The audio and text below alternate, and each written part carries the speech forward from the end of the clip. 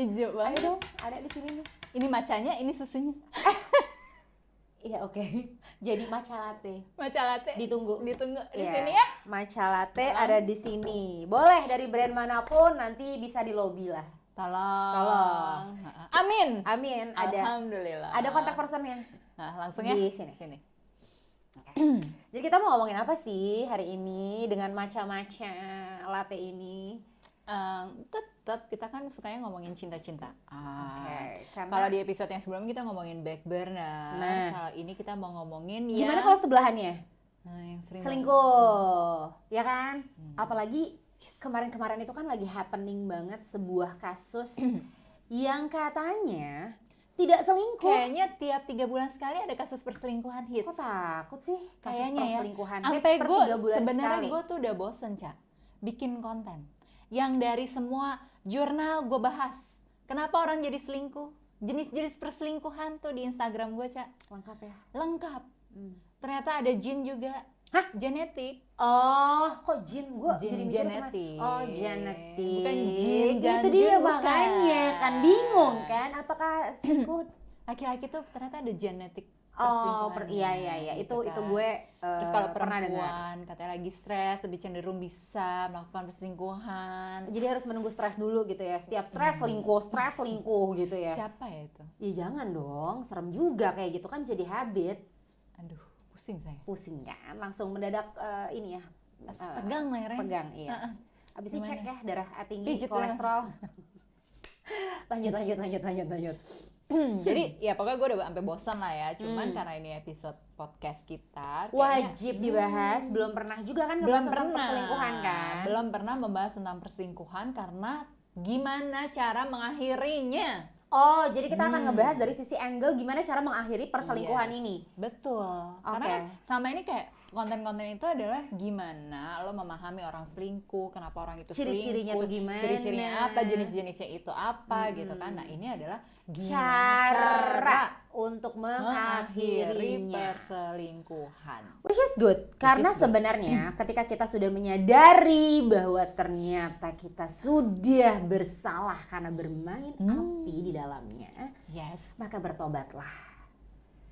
Jadi setelah bertobat, bagaimana cara untuk mengakhiri hubungan yang tidak sebagaimana mestinya ini? Karena kalau kita ngomongin tentang perselingkuhan ya, Ca, sulit loh kita membahas bahwa itu benar perlu tobat atau enggak.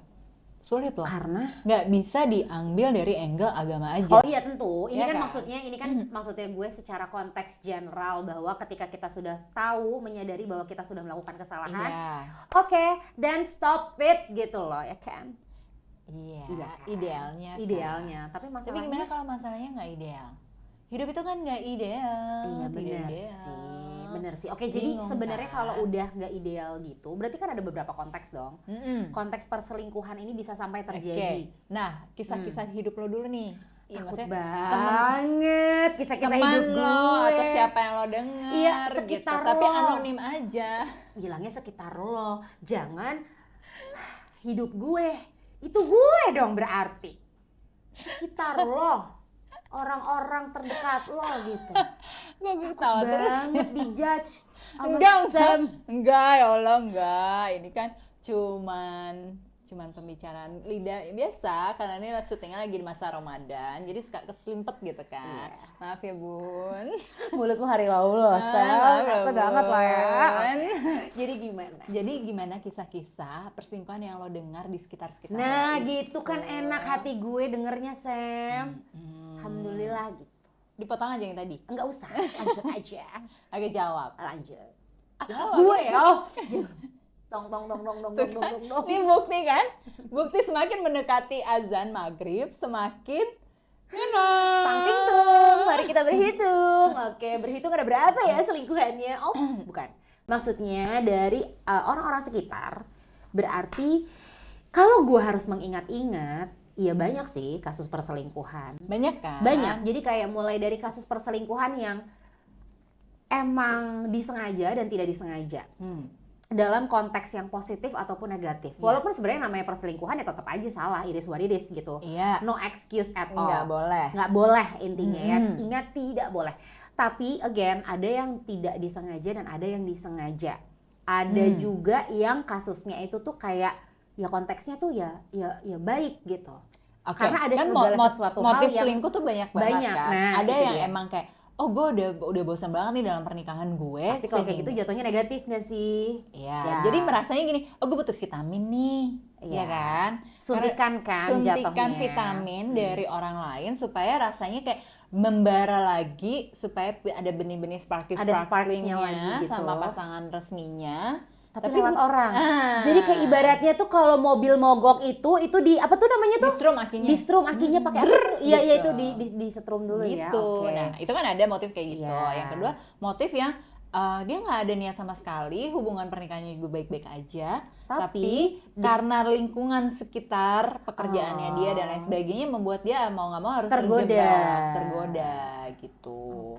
Ya kan, kalau nggak, lo nggak keren apaan sih gitu, masa lo nggak punya peer pressure jadinya gitu. Oke. Ada juga yang nggak ada niatan apapun juga, tapi memang merasa selama ini pernikahannya tuh pernikahan yang dijodohin, pernikahan keterpaksaan ya. transaksi bisnis. Terus dia gitu Takut banget kalau kayak kontrak gitu kali ya. ada, terus dia gitu kayak merasa begini, gue emang udah pacaran lama sama dia tapi nggak ada opsi yang lain, terus kita udah sama-sama keluarga kenal, ya udah deh gitu nikah aja sama dia gitu. Tapi dibilang sayang nggak sayang banget sih, cuman ya on paper dia bagus gitu, bibit bebek bobotnya bagus gitu, ya udahlah kita bisa komunikasi ini segala macam. Jadi menikah itu tidak diliputi dengan kasih sayang gitu, tidak didasari dari hati soalnya, ya nggak dengan cinta gitu. Cuman ya udah kasih sayang, oh dia ini semuanya tuh serba dipelajari, semuanya serba dibikin gitu, dikondisikan gitu kan. Terus suatu jadi ketika, situationship juga tuh ntar ujung-ujungnya. Ya kan udah menikah. Iya udah menikah. Statusnya menikah kan, gitu. Nah tapi setelah 7 tahun pernikahan, 10 tahun, 15 tahun gitu, akhirnya kok jeng tanpa perencanaan apapun, lagi terbang mungkin, lagi makan di mana, ketemu klien di mana, gitu knock, kok gue ketemu orang ini hati gue seneng terus ya. Ini kenapa sih, kok chemistry-nya bagus banget ya, kok gue ketemu sama dia rasanya selalu berbunga-bunga, happy, sementara gue nggak pernah ngalamin ini seumur hidup gue. Apakah ini yang namanya cinta itu? Cinta ini kadang kala ada logika. Ya Allah, nyambung lagi. Agnes Monica? Biar nggak stres banget kalau ya Monica kan sih gue ngomonginnya. punya, tapi kalau Agnes Monica gue nggak Agnesnya, punya. Iya, ini Agnes Monica. Rambut kita udah kayak Agnes. Mo. Nah ya pokoknya intinya gitu. Jadi ini banyak gue jumpai, sehingga mereka merasa bahwa apakah gue selama ini gue menikah tuh terjebak ya. Dan biasanya tuh udah ngalamin ini tuh emang udah lama pernikahannya, yang kayak emang gue nggak pernah ngerasain kayak gini, literally emang nggak pernah gitu. Kayak ya udah, kayak semuanya tuh flat, semuanya dalam kondisi wajar yang taraf dikondisikan, dan tiba-tiba ketemu hal yang tidak dikondisikan, kok wow banget rasanya itu berdebar-debar dan lain sebagainya gitu. Terus kayak I'm alive again gitu kan. Nah terus terjebaklah dalam perselingkuhan, bingung. Nah itu yang sebenarnya diawali dengan ketidaksengajaan. Karena nggak ada intention, karena nggak ada maksud apapun sebenarnya. Nggak ada. Tapi terus tiba-tiba ya udah kayak berjalan aja begitu kan. Bahkan ada yang berjalan perselingkuhannya itu selama 20 tahun. Ada loh, Ca. Hah? 20 tahun? Nggak ketahuan sama sekali. Hebat nggak? Bukankah sepintar-pintarnya tupai meloncat itu akan bahkan ketahuan punya anak juga? sama selingkuhannya. Hah? Ada? Oh, nyata. Aku tidak mengada-ada. Baik. Itu kisah nyata. Baik. Apa perlu dibikin filmnya? Ya boleh juga sih untuk mengedukasi ya, kalau ternyata itu tuh bisa terjadi loh. Dan itu banyak loh, Ca. Maksudnya itu bukan cuma sampelnya bukan cuma satu ya. Gitu. Ya mungkin nggak banyak. Sampelnya bukan cuma satu, enak banget ngomongnya sampelnya bukan cuma satu. Nggak banyak banget sih ya. Tapi singkatnya gini nih ya ceritanya nih ya. Lo misalnya gini, jangan pakai misalnya sih ya. Ini kisah nyata soalnya. Ini kisah nyata. Jadi let's say lah si Mawar ketemu sama Budi, ya kan? Si Mawar ini cinta mati nih sama Budi gitu. Tapi si Budi itu nggak boleh nikah sama Mawar. karena dia udah dijodohin gitu Okay. sama istrinya lah gitu. Akhirnya menikahlah mereka gitu kan. Terus si Mawar juga menikah sama siapa gitu. Tapi mereka tetap melakukan hubungan perselingkuhan ini gitu karena mereka cinta banget gitu. Jadi terpendam Jadi gitu terpendam. ya. Nah, ada lagi nih nama anonim lain lah gitu. Si Melati. Nama Melati. Oh, lo ingatnya dari judul lagu ya? Keluar aja dari otak gue. Bukan anggrek gitu. Melati Nanti ya. yang ketiga mungkin akan anggrek. Habis itu Lili nanti habis itu ya. Semua nama bunga, Mawar, Melati ya kan? Iya. Lo cari deh Matahari abis itu. Iya, Matahari bener kan bunga. Nah, terus si Melati nih gitu. Pokoknya dia menikah nih 5 tahun gitu sama suaminya, terus tiba-tiba ketemu nih sama cowok. Kok dia rasanya tuh happy banget sama cowok ini gitu. Dia pokoknya selalu good mood deh gitu. Si suaminya tuh ngerasa jadi happy juga dalam pernikahan, tapi suaminya tuh tipe yang setia mentok gitu. Terus nggak nyadar lagi Nggak kalau nyadar. istrinya sparksnya tuh ada, Iya. itu karena dirakit sama orang lain gitu ya. Mungkin dia tipe-tipe karakter suami yang naif gitu kali ya. Naif, polos, inosen, nggak mikir apa-apa, nggak macem-macem gitu, percaya aja gitu. Terus perselingkuhan tuh terjadi akhirnya setiap kali dinas-dinas kerja. Atau enggak ya mungkin dia tidak bekerja tapi suaminya bekerja, ya dia curi-curi waktu ketika suaminya bekerja. Baik. Ya kan? Terus ya terjadilah perselingkuhan ini singkat cerita gitu. Sampailah di waktu misalnya gini, udah 5 tahun berselingkuh, udah 15 tahun berselingkuh, muncullah rasa penyesalan. Atau justru muncul kebutuhan yang lebih. Kayak merasa aku dibohongin nih dalam hubungan ini, kayaknya gue tersiksa banget deh. Ini dari si yang berselingkuh. Yang berselingkuh dong. Yang berselingkuh, oke. Yang berselingkuh dong, merasa kayak misalnya gini, kayak gue nggak bisa deh hidup dalam kemunafikan, gue harus selalu bersikap baik kayak nggak ada apa-apa sama pasangan resmi gue. Padahal sebenarnya gue tuh merasa Sebenarnya gue bersalah merasa gitu. bersalah setiap saat dan itu tuh menyesatkan banget, nggak enak Sangat. banget gitu Iya, kan. iya. Oke, lo menjaga hubungan terlarang itu 1 tahun bisa, 5 tahun bisa, lo jaga 20 tahun gimana rasanya? Ya enggak? Ya kan? Robi. Sampai akhirnya lah gitu lo merasa bahwa kayaknya ini perlu deh diselesain deh hubungan ini deh. Atau nyelesainnya gimana ya caranya ya? Itu kan setiap kali kalau gue ya menghadapi klien-klien gue, ini bukan untuk ngejudge kondisinya mereka, tapi kan gue sebagai psikolog berusaha untuk memahami mereka nih, Ca. Sebenarnya kondisinya seperti apa dan yang mereka butuhkan tuh apa. Rata-rata mereka tuh mau mengakhiri perselingkuhan itu, tapi mereka sangat bingung harus mulai dari mana. Oke, that's why makanya kita sekarang juga emang harus benar-benar ngasih solusinya juga kan dari sebuah situasi yang memang sudah terlanjur terjadi gitu. Udah terlanjur terjadi dan kita bukan untuk mencari siapa yang salah, siapa yang benar. enggak, Karena tapi itu terlalu complicated juga untuk dibahas per case by case. Betul ya kan? banget.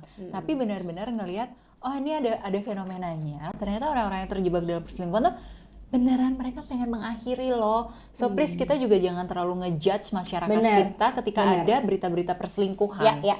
Gitu bahwa mereka tuh pengen mengakhiri tapi mereka kadang clueless untuk mengakhirinya tuh caranya kayak gimana. Let's say nih ya, kalau misalnya contoh kasusnya si A itu pengen banget mengakhiri perselingkuhannya.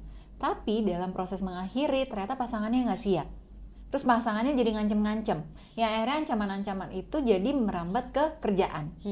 Itu kan bahaya kan? Iya. Gitu.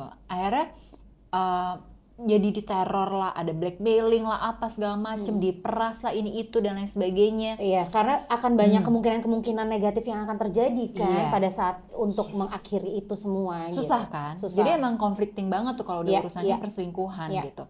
Tapi beneran nih pengen banget pisah gitu karena udah merasa bersalah banget sama pasangannya.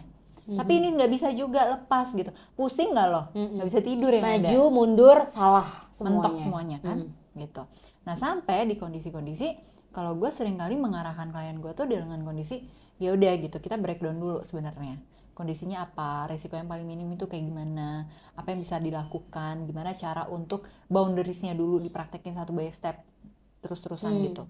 Nah, tapi ada juga klien gue yang akhirnya kayak gini, udah deh mbak, biarin aja deh, tunggu sampai waktunya, sampai triggernya aja terjadi.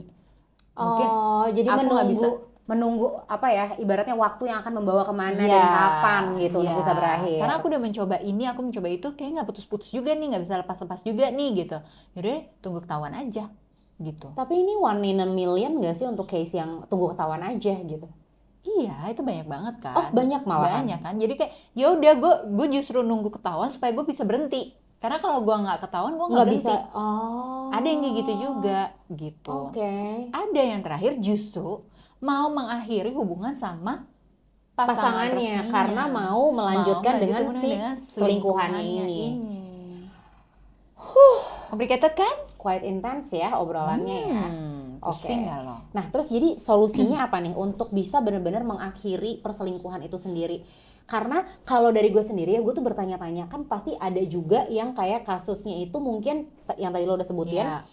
Ada satu hal yang mungkin ada, karena gue pernah bukan gue yang mengalami, tapi orang terdekat di lingkungan gue mengalami kayak perselingkuhan, tapi kenapa bisa sampai berselingkuh? Karena si pasangannya itu abusive. Dan dia mencari titik aman yang dia butuh perlindungan karena dia nggak punya siapa-siapa di tempat dia tinggal itu. Gitu. Akhirnya dia jadinya ya berselingkuh untuk mengamankan dia. Karena si pasangan yang abusive ini pun diputusin nggak mau dan nggak bisa. Nah itu kan lebih menakutkan lagi kan, lebih complicated lagi kan gitu. Nah itu kayak, jadi intinya apa yang harus dilakukan ketika kita emang ingin mengakhiri sebuah perselingkuhan ini? Minta Allah petunjuk. Ya Allah, tolong berikan sholat istiqoroh, sholat tahajud, bener-bener nggak lepas zikir ya, minta ampun. Ya, gitu ya. Itu. Oke. Gue juga bingung ya sebenarnya. Iya. Cuma at least gini, ya mungkin salah satu dari banyak usaha-usaha yang dilakukan oleh klien-klien gue dan akhirnya pergi ke gue untuk menanyakan bagaimana sih aku untuk mengakhiri perselingkuhan gitu. Dan again benar, kita harus case by case. Jadi si kasus perselingkuhan tuh nggak bisa kalau kita cuma ngelihat dari in general, kacamata helikopter tuh, oh ya fenomenanya gini. Enggak, kita tuh nggak bisa ketika kita mau mengakhiri si perselingkuhan itu. Jatuhnya judging juga kan. Iya gitu. Karena bias gitu. Iya gitu. Gue selalu kayak make sure sejauh mana pasangan lo curiga atau sejauh mana pasangan lo tahu selingkuh atau enggak, gitu kan. Itu harus diukur dulu tuh dari situ. Kalau misalnya pasangan yang nggak tahu, ya udah berarti lebih minim resikonya dong untuk mengakhiri. Abis itu lo berbaik-baik aja, lo repair your marriage dan lain sebagainya, udah fokus sama keluarga gitu.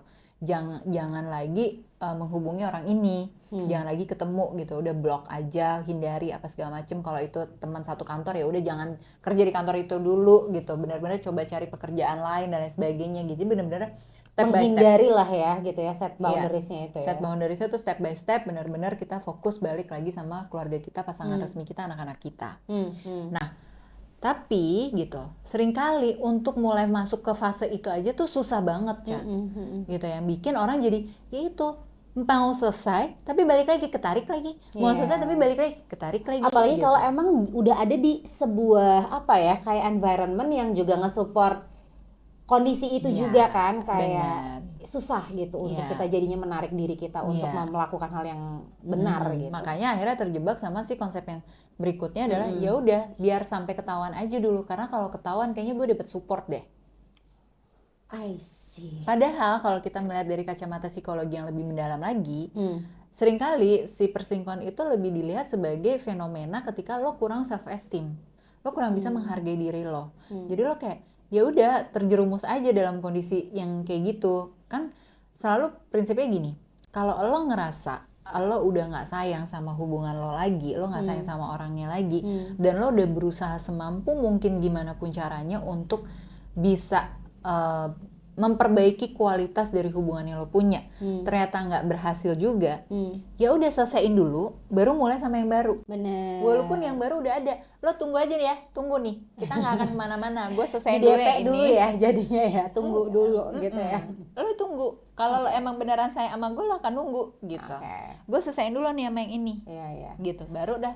Ya tapi gitu emang kan. Itu ya the most logical thing kalau emang ternyata ada orang yang menunggu kita, karena ya emang kita harus menyelesaikan apa yang harus diselesaikan terlebih dahulu dong pasti. Benar gitu. Nah tapi kan banyak hal di luar dari kondisi ideal. Betul. Makanya terjadilah si perselingkuhan itu emang karena kondisinya kebanyakan tidak ideal pastinya. Dan banyak juga yang akhirnya merasa gini, ya udah deh gitu, lebih gampang untuk memutus hubungan dengan pasangan yang resmi daripada memutus hubungan sama selingkuhan.